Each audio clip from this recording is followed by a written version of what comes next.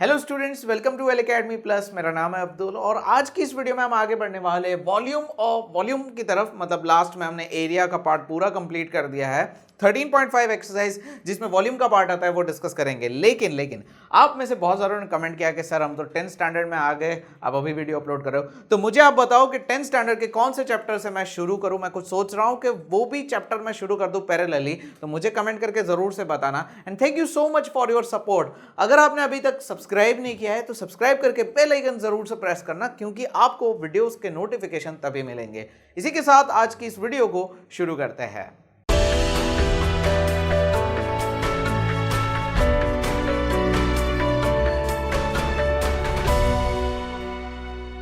Video में आगे बढ़ ही रहे हो तो साथ ही साथ लाइक कर देना और अपने दोस्तों को शेयर करना जो ये वॉल्यूम के पार्ट में थोड़ा सा प्रॉब्लम फेस कर रहे हैं। ना आगे बढ़ते हैं ना। सबसे पहले तो हम हर बार की तरह फॉर्मूला डिस्कस करेंगे, लेकिन वॉल्यूम में इतना ज्यादा कुछ डिस्कस करने जैसा नहीं होगा, जहां पे सीधा आपको फॉर्मूला भी बहुत सिंपल है याद रखना एंड डायरेक्टली हम सम पे चले जाएंगे।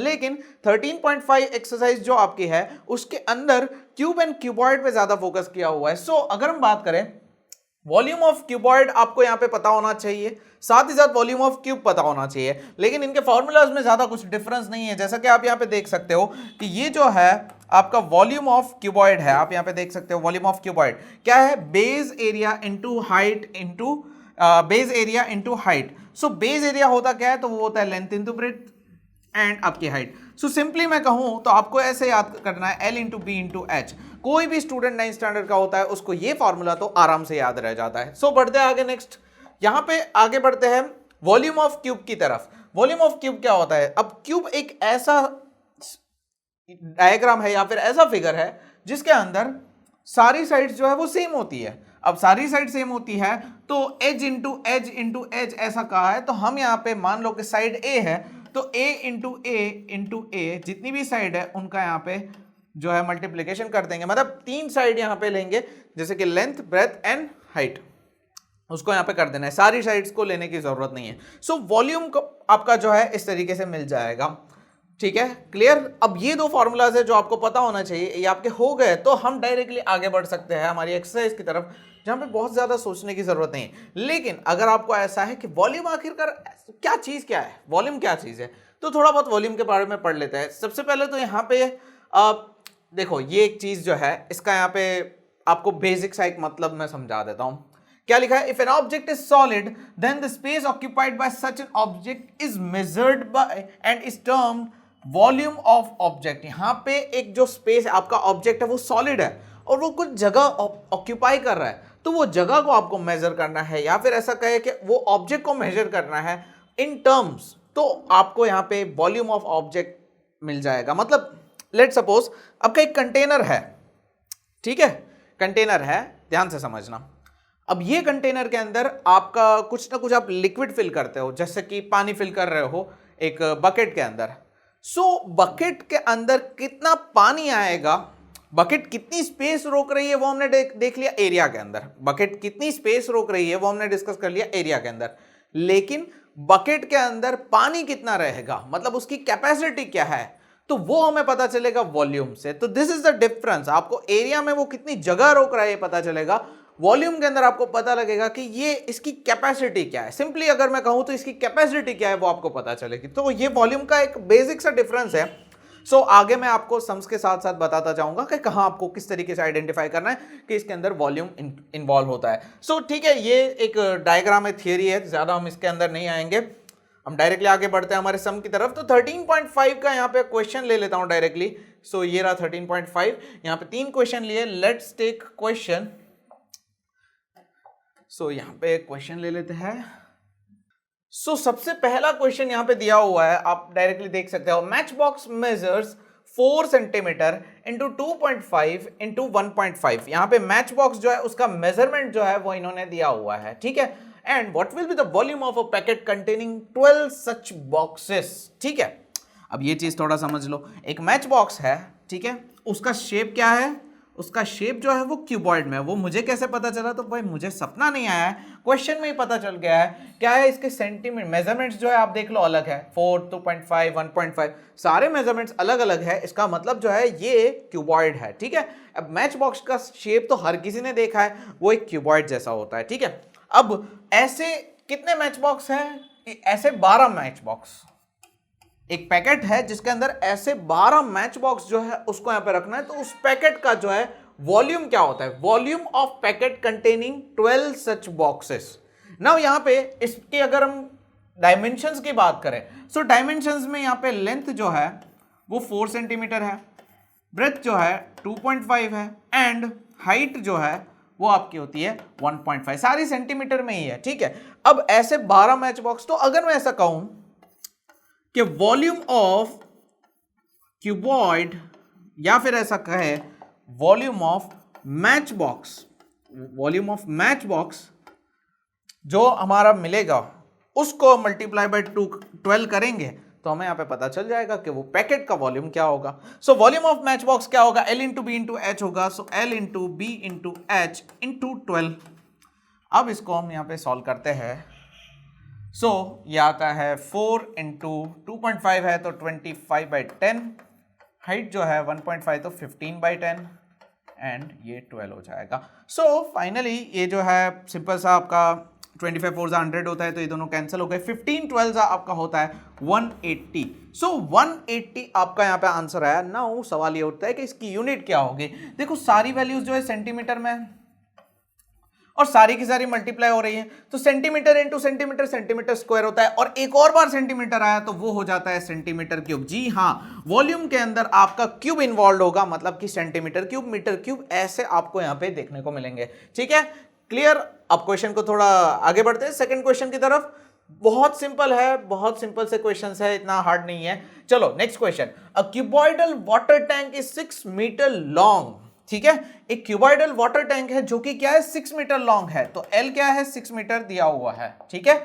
यूनिट का खास ध्यान रखना क्योंकि 1 से 1.5 मार्क्स आपका यूनिट में ही कैंसिल हो जाएगा अगर आपने गलत यूनिट डाल दी तो।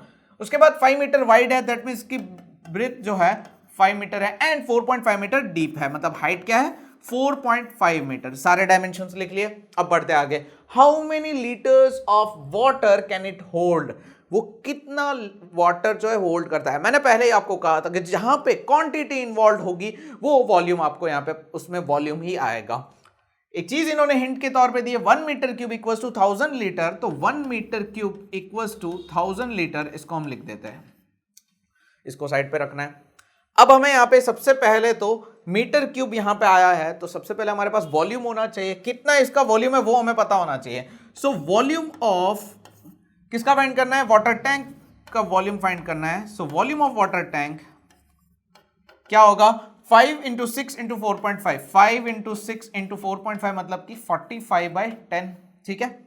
उसके बाद नेक्स्ट फाइंड करते हैं, तो यहां पे आता है 5 2 2 3 सो 45 इंटू 3 135 आता है, तो 135 मीटर क्यूब। क्या आया आंसर? 135 metre cube. अब ये आपका वॉल्यूम आ गया। मीटर क्यूब में हमारा आंसर आया हुआ है। हम ऑलरेडी जानते हैं कि 1 मीटर क्यूब जो है वो 1000 लीटर है। 1 मीटर क्यूब क्या है? 1000 लीटर है। सो 135 मीटर क्यूब कितना होगा? जाहिर सी बात है क्रॉस मल्टीप्लीकेशन करेंगे, इसको हम x मान के चलते हैं, तो x into 1 equals to 1000 into 135। So ये आपका आता है सिंपली 1,35,000, सॉरी हाँ 1,35,000, ये हमारी x की वैल्यू आती है। मतलब कि 135 मीटर क्यूब का ये जो टैंक है इसकी कैपेसिटी क्या होगी? 1,35,000 लीटर्स। Clear everyone? समझ में आया? समझ में आया? मुझे कमेंट करके जरूर से बताना आपको समझ में आया। और मुझे कोई अगर कमेंट में ये एक्सप्लेन कर सकता है कि 1 मीटर क्यूब जो है, 1 मीटर क्यूब जो है वो किस तरीके से यहां पे 1000 लीटर बोल सकते हैं, या फिर इसका कोई जस्टिफिकेशन, इसको अगर जस्टिफाई करना हो किसी भी तरीके से, तो आप इसका अगर आंसर आपको चाहिए तो मुझे कमेंट करके जरूर से बताना। अलग से वीडियो बनाऊंगा कि 1 metre cube equals to 1000 litre कैसे होता है। बढ़ते हैं हमारे नेक्स्ट क्वेश्चन की तरफ। क्वेश्चन नंबर 3 हमारा जो है क्या दिया हुआ है 13.5 का क्वेश्चन नंबर 3। क्या है question? A cuboidal vessel is 10 metre long and 8 metre wide. यहां पे क्यूबॉइडल वेसल है जो कि यहां पे 10 मीटर लॉन्ग है एंड 8 मीटर वाइड है। How much high must it to be how high must it be made to hold 380 cubic metres of a liquid. यहां पे उसको कितना ऊंचा बनाना है ताकि उसकी कैपेसिटी जो है 380 क्यूबिक मीटर्स का हो। Cubic metre and metre cube both are same, तो उसकी कैपेसिटी जो है 380 मीटर क्यूब जितनी हो। तो वॉल्यूम जो है वो उन्होंने बता दिया है। अगर हम इनडायरेक्टली अगर कहे तो वॉल्यूम इन्होंने बताया हुआ है। अब वॉल्यूम इन्होंने बताया हुआ है तो हमें यहां पे हाइट जो है वो फाइंड करनी है। हाउ हाई बोला है ना, ये रहा हाउ हाई बोला है। सो वॉल्यूम क्या होता है? Volume of vessel cuboidal shape का है तो L into B into H आएगा, जहां पे वॉल्यूम 380 हमारे पास है, लेंथ हो गई 10, ब्रेथ हो गई 8 एंड यहां पे हाइट। सो ये 0 कैंसिल हो गया और 8 4 जा 32, हमारे पास 60 आया। तो यहां पे पॉइंट आएगा 8 7 जा 56, फिर यहाँ पे 4 8 5 जा 40। सो मेरे पास हाइट जो है वो आई है 4.75 मीटर, मतलब इसकी हाइट 4.75 मीटर जितनी होनी चाहिए। Clear everyone? समझ में आया? बहुत सिंपल से क्वेश्चन थे, बहुत सिंपल से क्वेश्चंस थे, ठीक है, ज्यादा नहीं थे। चलो दूसरे क्वेश्चंस पिकअप कर लेते हैं, कोशिश करते हैं कि ज्यादा से ज्यादा मैं आपको क्वेश्चन सॉल्व करवाऊं, मेरी पूरी कोशिश है। सो यहाँ पे एक और क्वेश्चन मैंने यहाँ पे 3 क्वेश्चन का सेट मैंने ले लिया है, क्वेश्चन नंबर 4 से लेके क्वेश्चन नंबर 6 तक, ठीक है। नाउ नेक्स्ट क्वेश्चन नंबर 4 यहाँ पे दिया हुआ है। क्वेश्चन नंबर 4 क्या है? क्वेश्चन नंबर 4 है find the cost of digging a cuboidal pit 8 metre long 6 metre broad and 3 metre deep at the rate of 30 per metre cube. यहाँ पे एक जो आपको क्यूबॉइडल पिट है, ठीक है, या फिर ऐसा कहो कि एक क्यूबॉइड शेप का जो है आपको गड्ढा खोदना है, जिसके यहाँ पे जो है अगर मैं ऐसा कहूं लेंथ जो है क्या होती है 8 metre, breadth 6 metre and height 3 metre. अब ये यहां पे डायमेंशंस दिए हुए, रेट क्या है? रेट है 30 रुपीज पर मीटर क्यूब, मतलब 1 मीटर क्यूब का यहां पे जो है 30 रुपीज चार्ज किया जाएगा। नाउ क्यूबॉइडल पिट है तो यहां पे इसका वॉल्यूम ही फाइंड करना होगा, क्योंकि यहां पे क्वांटिटी को निकाल रहे हैं तो उतनी क्वांटिटी निकाल रहे हैं। कितनी क्वांटिटी निकाल रहे हैं? इसके वॉल्यूम जितनी क्वांटिटी को निकाल रहे हैं, ठीक है। सो बात एक ही हुई, वॉल्यूम ही फाइंड करना है, वही फॉर्मूला लगेगा और वही बात है। यहाँ पे कुछ भी नया नहीं है, बहुत सिंपल से सम होते हैं। आपको बहुत ज्यादा कंफ्यूजन होता है, नहीं ऐसा कुछ भी नहीं है। चलो, सो 8 6 48, 48 इंटू 3 हो जाएगा आपका 144, ठीक है। नाउ 144 आपका यहाँ पे वॉल्यूम आ गया, 144 वॉल्यूम आ गया। सो 1 मीटर क्यूब का कितना 30 रुपीज का है और हमारे पास 144 मीटर क्यूब है, तो 144 मीटर क्यूब का कितना होगा? सो सिंपली हमें 144 को मल्टीप्लाई बाय 3 कर देना है। सो जिसमें यहाँ पे अगर हम बात करें तो 3 4 12, 3 4 12 13 एंड 1 3 3 4 432 एंड ये 30 का 0 हम लगा देंगे। सो रुपीज 4320 यहाँ पे चार्ज होगा ऐसा एक गड्ढा खोदना जिसकी डायमेंशंस ये दिए हुए हैं, ठीक है। बहुत सिंपल सा क्वेश्चन था। बढ़ते हैं नेक्स्ट क्वेश्चन की तरफ। यहाँ पे क्वेश्चंस को हम पिकअप करके नीचे ले लेते हैं।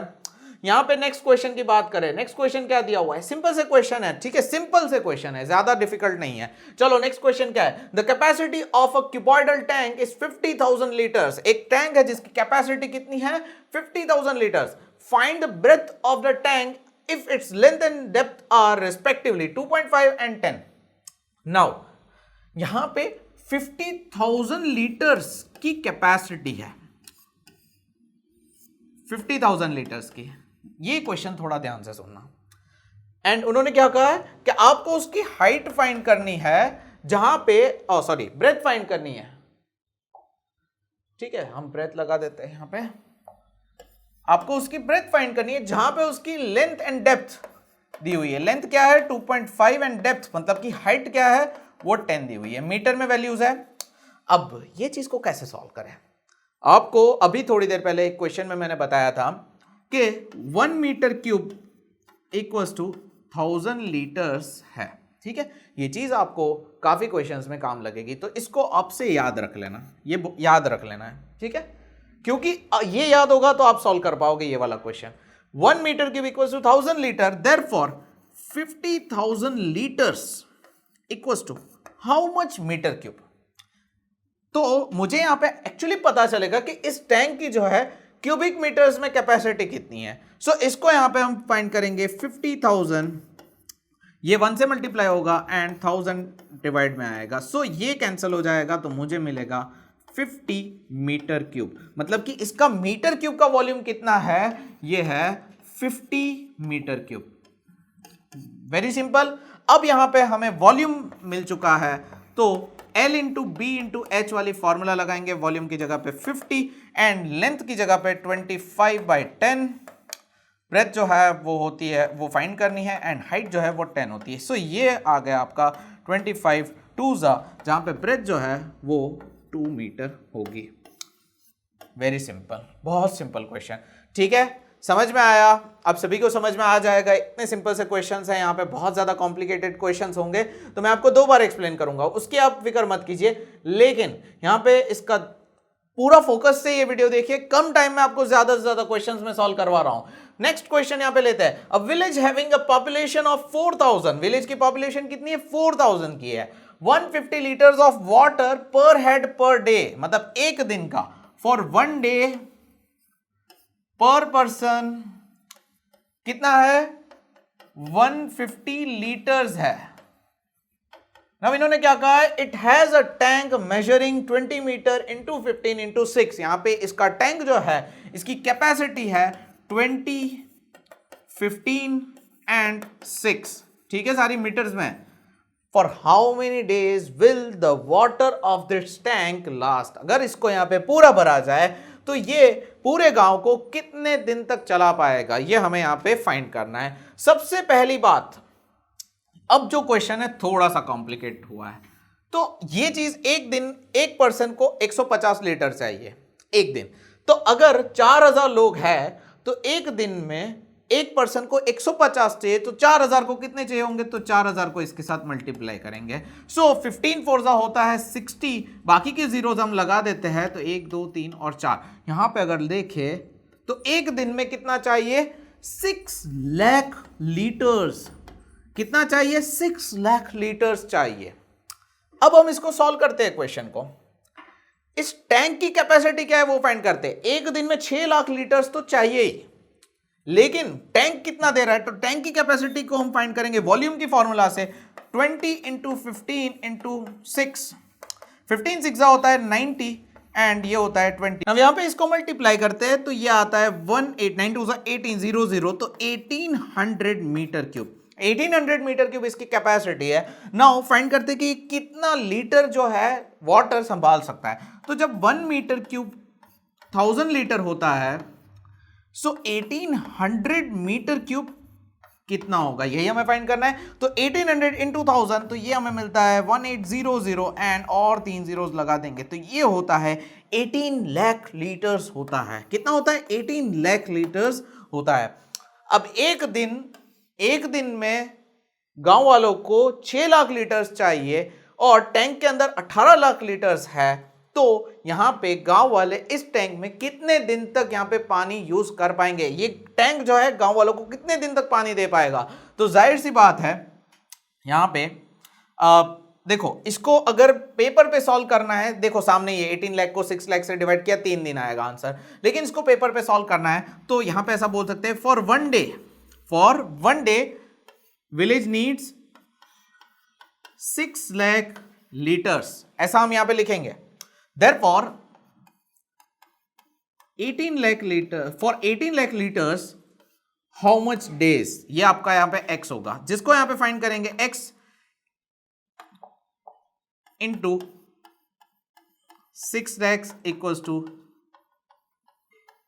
18 lakhs इंटू 1, सो ये सारे जीरोस कैंसिल हो जाएंगे and 6 3 so x equals to 3 days, ये आपका फाइनल होगा। 3 दिन तक यहां पे गांव वालों को पानी मिलेगा, ये यहां पे इसका फाइनल आंसर होगा। आई होप आपको समझ में आ गया होगा, बहुत सिंपल सा क्वेश्चन था, ना ज्यादा कुछ था नहीं, ठीक है।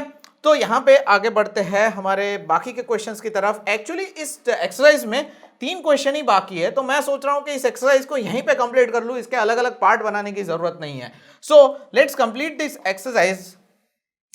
यहाँ पे बचे 2 क्वेश्चन है, इसको भी यहाँ पे हम ले लेते हैं। नाउ मैं सारे क्वेश्चन सॉल्व करवाने वाला हूँ, अगर मुझे बहुत सिंपल सा क्वेश्चन लगेगा तो आप खुद कर लेना, ठीक है।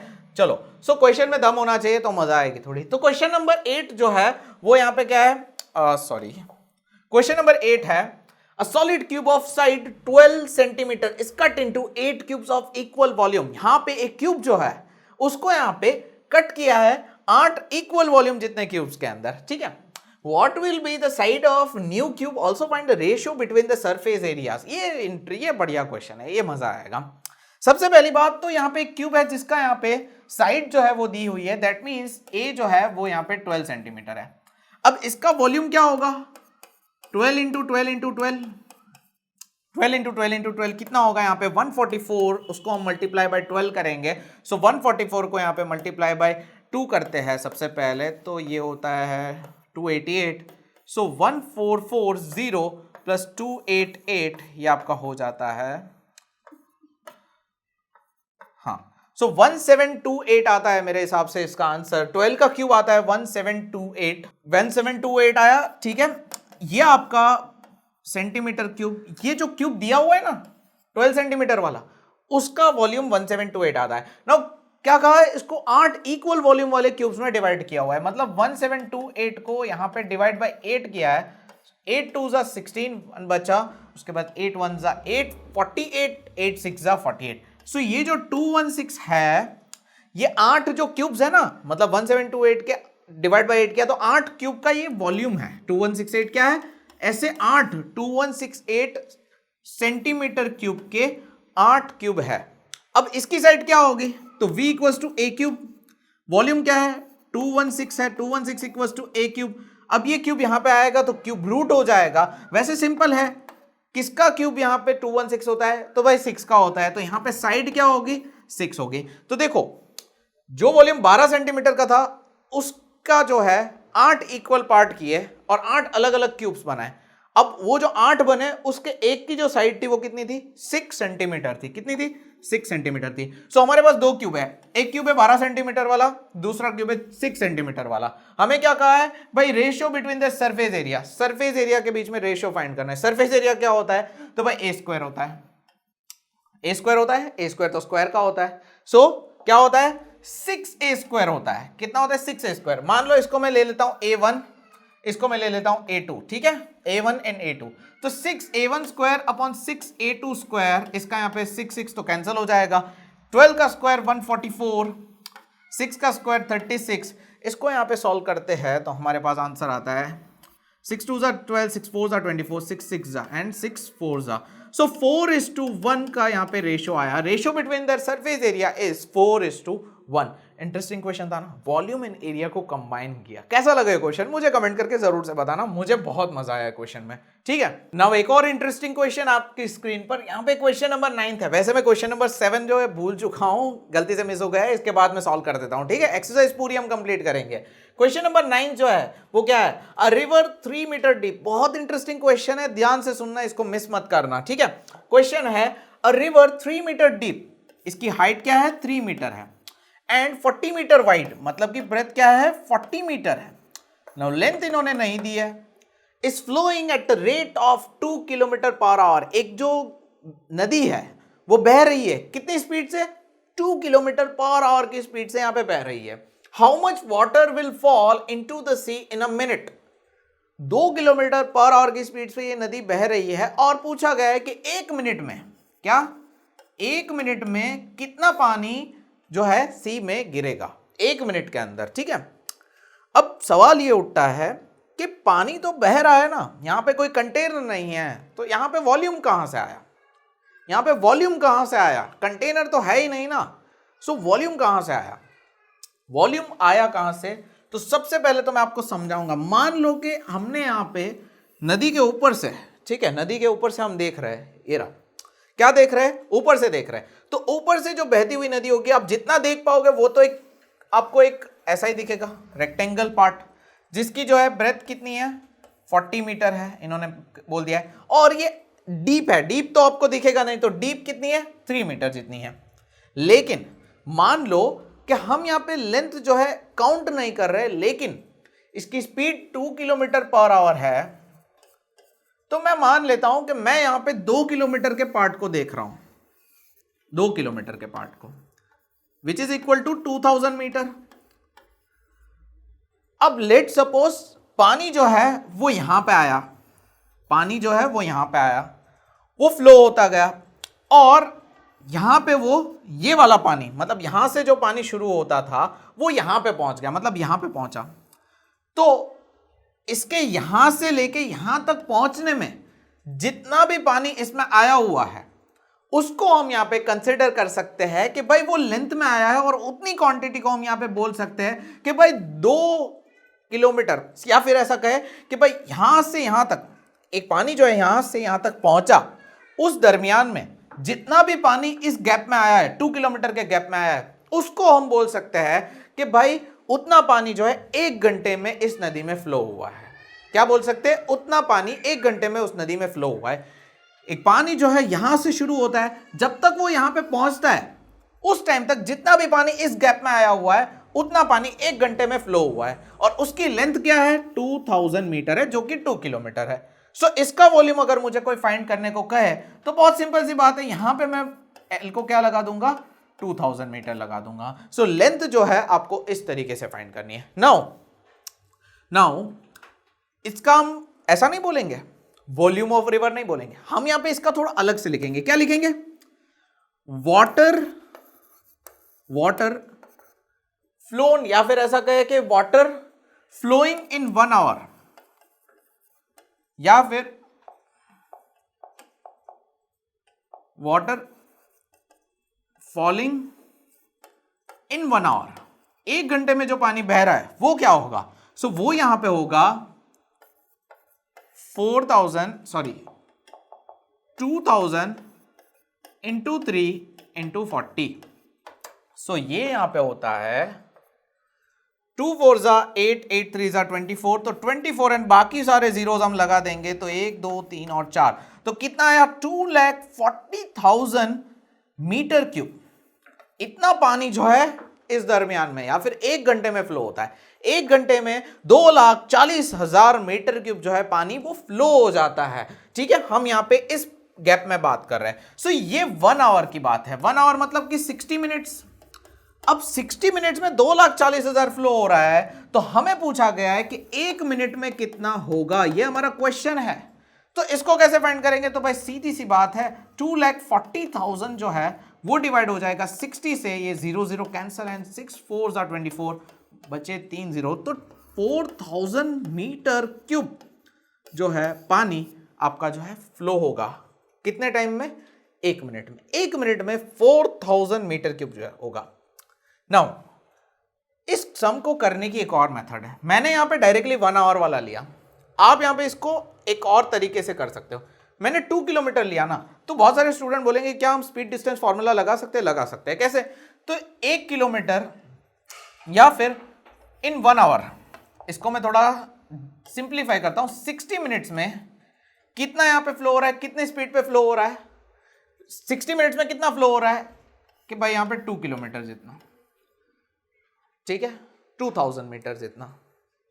अब हमें यहां पे कितना फाइंड करना है, 1 मीटर का, सॉरी 1 मिनट का। ठीक है, मैं सिंपली यहां पे 2 किलोमीटर पर आवर की उसकी स्पीड है, तो 1 मिनट में उसका कितना होगा, वो यहां पे मुझे फाइंड करना है। अगर 60 मिनट्स 2 किलोमीटर अगर वो 60 मिनट्स में पानी ट्रैवल कर रहा है, तो 1 मिनट में कितना ट्रैवल करेगा ये मैं फाइंड करना चाहता हूं। जाहिर सी बात है, ये हो जाएगा 1 × 2 डिवाइड बाई 60। अब मैंने इसको किलोमीटर से मीटर कर दिया तो भी सिंपल है, चलेगा।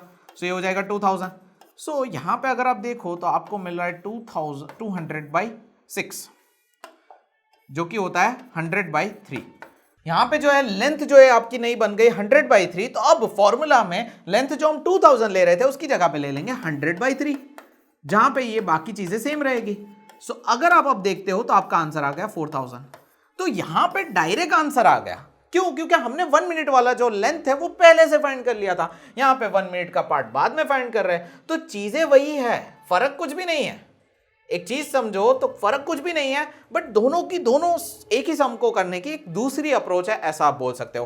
क्लियर? आपको समझ में आ गया होगा। ये आपकी नई लेंथ है। इसमें क्या किया हमने कि भाई 1 घंटे में 2 किलोमीटर ट्रैवल कर रहा है, मतलब 60 मिनट्स में 2 किलोमीटर, 1 मिनट में कितना ट्रैवल कर रहा है, और हमने किलोमीटर को मीटर में कर दिया, तो ये हमारा सिंपली आसान हो गया। और यहां पे भी हम क्या कर रहे हैं, यहां पे हम सबसे पहले 60 मिनट्स में कितना वाटर फ्लो हो रहा है वो फाइंड कर रहे हैं, फिर उसको 1 मिनट में कन्वर्ट कर रहे हैं। तो बात तो एक ही है, लेकिन चीजें थोड़ी आगे पीछे हो जाती है। आई होप आपको समझ में आ गया होगा। नाउ एक जो हमारा क्वेश्चन बाकी रह गया उसको सॉल्व करते हैं। मेरे हिसाब से उसमें कुछ दम नहीं है, लेकिन फिर भी मैं सॉल्व करके आपको बता देता हूं।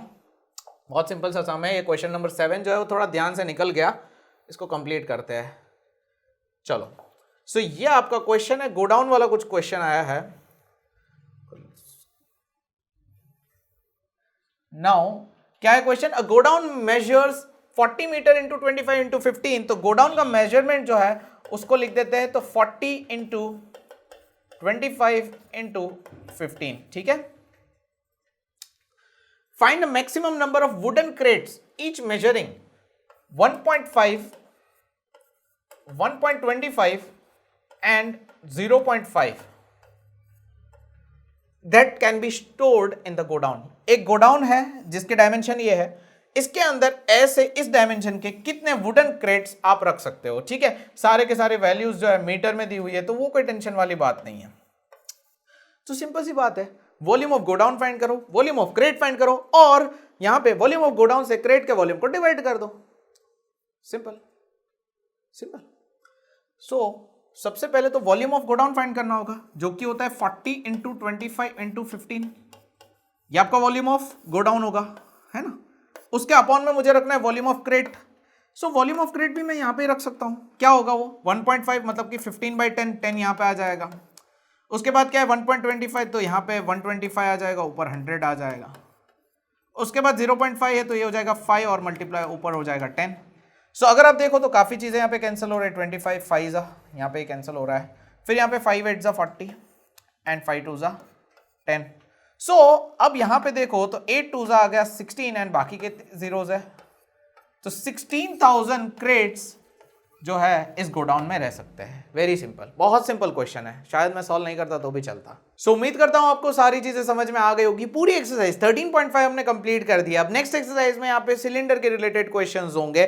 तो अगर आप यहाँ पे 10th स्टैंडर्ड में आ गए हो तो आपको कौन से चैप्टर पढ़ने हैं मुझे कमेंट करके जरूर से बताना, और अपने 9th स्टैंडर्ड के दोस्तों को ये वीडियो जरूर से शेयर करना। पूरी 13.5 एक्सरसाइज मैंने बहुत ही अच्छे से कंप्लीट कर दी है। मिलते हैं नेक्स्ट वीडियो में, नेक्स्ट लेक्चर में। सब्सक्राइब नहीं किया तो सब्सक्राइब कर लो, और अभी तक अगर आपने लाइक नहीं किया इस वीडियो को तो यार वेट क्या कर रहे हो, जल्दी से लाइक करो। मिलते हैं नेक्स्ट वीडियो में, तब तक के लिए गुड बाय, टेक केयर।